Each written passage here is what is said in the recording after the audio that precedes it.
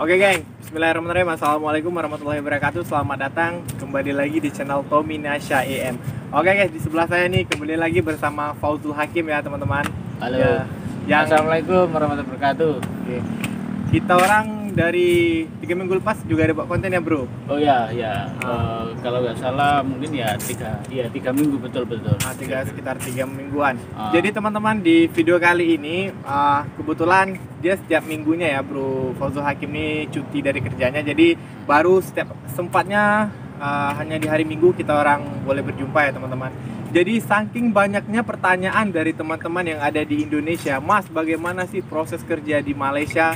Nah mungkin Mas Fauzul Hakim ini banyak sedikitnya akan memberitahu kepada kalian teman-teman, karena Mas Fauzul Hakim ini mengurus permit kerja ya, kerja secara resmi di Malaysia. Betul mas. Berapa tahun Mas? Saya ngurusnya itu kalau untuk permit ya bang ya, itu Iya. berlaku untuk 10 tahun. Jadi berlaku untuk 10 tahun, tapi tiap tahun kan harus perpanjang ya. Harus Jadi, diperpanjang. iya. Kalau nggak diperpanjang kan berarti hangus juga. Hangus Jadi, juga. Iya. Oke. Gitu. Oke guys, jadi Mas Fauzul Hakim ini nanti saya akan bertanya bagaimana cara registrasinya untuk bekerja di Malaysia secara resmi ya teman-teman. Ingat, jangan sampai kosongan teman-teman. Oke Mas, bisa dijelaskan awal mula proses hingga keberangkatannya Mas? Oke. Sepertinya agak tegang ini pertanyaannya soalnya mendalam. Oke, sahabat-sahabat semuanya. Jadi ini sekilas informasi mungkin bisa nanti Anda gunakan atau sekedar kita mungkin ya sharing ya. Nanti bisa komen juga ke Bang Tommy ya. Iya. Jadi gini, kalau proses ke Malaysia itu sebenarnya panjang prosesnya. Jadi gini Bang Tommy. Iya. Proses ke Malaysia itu sebenarnya kita kalau mau jalur resmi itu kalau di Indonesia itu kebanyakan ya, ini kebanyakan itu pakai agensi. Agensi. Agensi ini ada lembaga atau PT, kalau Indonesia ya PT ya. PT ya. PT. Nah, perusahaan yang sudah dilegalitas oleh pemerintah terdaftar bahwa dia melakukan pemberangkatan para TKI gitu Mas. Oke. Nah itu proses yang pertama, tahap yang pertama yang awal kita harus lakukan. Ini proses awal ya, jadi formalitasnya ya.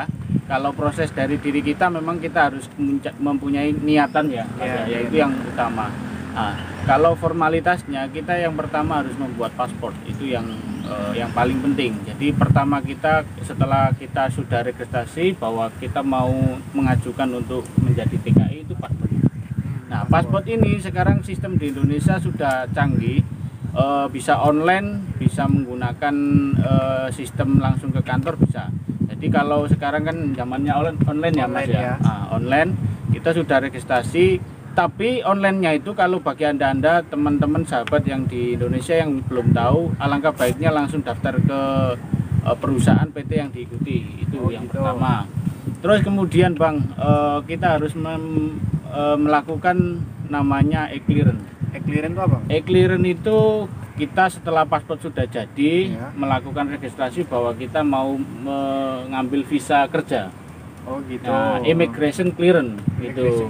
Nah, itu prosesnya setelah pembuatan paspor selesai. Oke. Nah, setelah e-clearance itu kan biasanya dicek Bang. Ya. Kita rekodnya mungkin kalau yang sudah pernah ke luar negeri ya, mungkin ke Arab atau ke lain dari Malaysia lah istilahnya, kita pasti ketahuan kalau sudah ada rekodnya. Atau bahkan yang sudah pernah ke sini itu kalau ada rekodnya itu pasti ketahuan Ya. Nah, kebetulan saya pribadi kan belum pernah ke sini Bang. Oke. Nah, jadi prosesnya memang lancar. E-clearance nggak ada masalah. Untuk apa namanya history kita ke negara-negara bersih. Itu yang paling penting itu. Yang paling penting. Nah, Oke, terus langkah itu kedua selanjutnya? ya. Itu ketiga, kita harus namanya medical Bang. Medical. Setelah check up, apa? Medical check out. Check up, medical check up ya. E-clearance sudah beres, kita lakukan medical. Nah, medical ini biasanya ada klinik yang ditunjuk oleh kalau di Indonesia itu dinas imigrasi, Bang. Oh, dinas imigrasi, bukannya rumah sakit biasa ya? Bukan, nggak sembarang rumah sakit umum, nggak Yang mengeluarkan bisa. medical check-up gitu ya? Itu biasanya imigrasi yang memberikan surat rekomendasi bahwa kita harus medical di sini. Oh. Atau mungkin yang sudah rekanan dengan PT atau perusahaan yang diikuti kita sebagai agensi itu. Oh, Itu.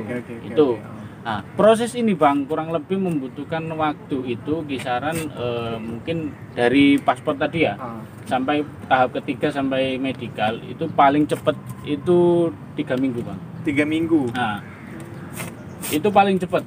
Berarti membutuhkan proses yang panjang juga ya, Mas, untuk kerja di Malaysia secara resmi ya? Betul. Kalau paling cepat dari mulai start awal sampai akhir ya itu paling cepat ya, Bang ya. Itu rata-rata ya 1 bulan 5 minggu lah. 5 gitu. mingguan prosesnya. Ya, 5 minggu itu paling cepat, Bang. Hingga proses berangkat ke Malaysia. Sampai ya? keberangkatan, sampai sudah dapat tiket, sampai sudah bahwa kita harus diterbangkan jam sekian itu paling cepat itu kira-kira ya 5 minggu. 5 minggu. Iya, 5 minggu. Saya sendiri alhamdulillah pas waktu itu ya 5 minggu lebih sedikit lah, Bang. Jadi iya. Sedikit. Jadi dulu saya registrasi itu kisaran Januari Januari 2020 ya. Bulan 1 tanggal kisaran ya. Kisaran ini tanggal 9 Januari. 10/9 itu saya daftar. Nah, setelah itu saya berangkat Februari tanggal 14-15. Oh, berarti 5 mingguan ya? Nah, kisaran 1 bulan lebih. 1 bulan lebih sedikit lah ya. Sedikit. Berarti cukup cepat juga kalau prosesnya untuk ke Malaysia ya. Betul. Tapi rintangannya yang banyak untuk membuat proses. Itu. Prosesnya yang berat ya. Terus sekarang gini, Bang. Ini perkembangan juga dari sisi kualitas negara kita sendiri ya, termasuk Indonesia. Sebelum berangkat itu kita ada namanya sekolah juga. Kita sekolah. Kita sebagai TKI, calon TKI yang mau diberangkatkan itu dikasih sekolah, dikasih panduan, terus kemudian diberi nasihat-nasihat juga. Oh, apakah ada pembelajaran bahasa juga? Soal pembelajaran bahasa itu kalau selain ke Malaysia, Bang, itu pasti ada. Pasti ada. Selain ke Malaysia, tapi kalau ke Malaysia ya mungkin ya. Karena serumpun tadi kita banyak mengetahui juga, jadi nggak perlu belajar bahasa lagi. Betul, ya? 90% TKI dari Indonesia adalah ke Malaysia, Pak. Oh gitu. Gitu. Jadi selanjutnya setelah proses semua itu? Setelah proses sudah legal, kita diberangkatkan, kita tinggal clearance lagi di Malaysia. Jadi ketika sudah di bandara, Bang, bandara Malaysia kita melakukan kalau di sini kan migration ya. Migration clearance juga. Setelah kita masuk, agen dari pihak Malaysia ini atau company ini atau istilahnya kalau di sini itu apa ya, juragan itu apa? Toke ya. Toke. Majikan sudah jemput, sudah clearance, baru kita boleh langsung mau ke kantor agensi langsung atau ke tempat yang kita tuju. Oke, untuk pertama kali sampai di Malaysia setelah kita dijemput agen, itu kita langsung diantari ke majikannya atau kita harus dikarantina 1 bulan dulu untuk mempelajari lagi apa-apa yang ada di Malaysia itu enggak ya? Oh enggak, Bang. Enggak. Jadi kalau sudah berangkat, sudah sampai Malaysia, sudah diambil majikan. Kalau misal ya ada saudara atau sepupu kita yang di Malaysia, keluarga kita lah, mau ambil langsung ke kantor boleh. Oh, berarti atau pas di bandara sudah istilahnya sudah clearance semua, itu kita boleh ambil lah keluarga kita di bandara ya. Kalau di sini kan di itu ya Kuala Lumpur, di KLI ya, itu di sana. Kebetulan kalau 2 itu mungkin ya penerbangan Air Asia. Penerbangan Air Asia. Oke.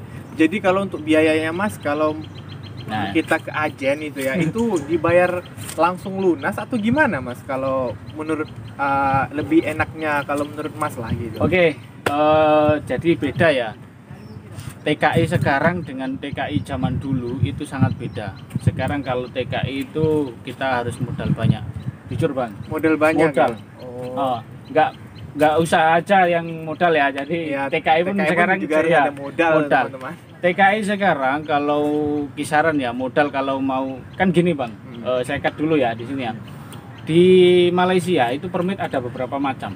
Oh. Ada yang permit construction, konstruksi ya. Ada yang permit kebun, ada yang cleaner, cleaning service itu, ada yang rumah tangga. Nah, ini salah 4 dari beberapa ini itu biayanya beda-beda, Bang. Biayanya beda-beda. Paling teman-teman berbeda. Paling mahal yang saya tahu adalah ya ini kerja konstruksi itu. Konstruksi paling mahal. Ya, atau kalau dalam bahasa Malaysia pembinaan lah. Oke. Apakah gajinya mempengaruhi dengan harga permit yang kita pilih itu, Mas? Misalnya kan Mas bilang tadi kan harga permit beda-beda gitu kan. Apakah kalau kita kerja construction hasil gajinya itu lebih besar daripada yang lain atau gimana? Ini tergantung tadi sebelum kita berangkat, tergantung niat kita. Ini jawabannya. Sangat masuk lah istilahnya. Abang tanya seperti itu, ini jawaban sangat masuk. Jadi tergantung niat kita. Di Malaysia ini kalau misal ya kita benar-benar niat kerja, jadi ada ya mungkin ke Malaysia ini mungkin tujuannya ya yang paling utama itu kan kita niat kerja. Kalau kalau analisa, Bang, secara analisa kalau kita mau bekerja dalam 1 tahun, tempo 1 tahun itu kalau kita katakan 1 tahun kan 12 bulan. Kita ambil rata-rata cuti 2 bulan, berarti masih sisa yang kita kerja berapa? 10 bulan. 10 bulan. Oke ya. Nah, 10 bulan ini kalau kita katakan paling jelek lah, Bang, kita bisa nyimpen uang minim 3 juta. Minimum 3 juta. 3 juta. Rupiah ya. Rupiah ya. Atau 1.000 ringgit. 1.000 ringgit. Kita kerja 1 bulan, kita bisa 1 bulan menyisa 1.000. Ini yang bersih ya. Yang bersih, sudah potong biaya hidup, terus kemudian bilik dan lain-lain. Itu kalau kita bisa simpan 1.000, itu berarti kita 10 bulan tadi berapa? 30 juta. 30 juta. Atau kalau di Malaysia kan mungkin 10 ribuan. 10.000 betul.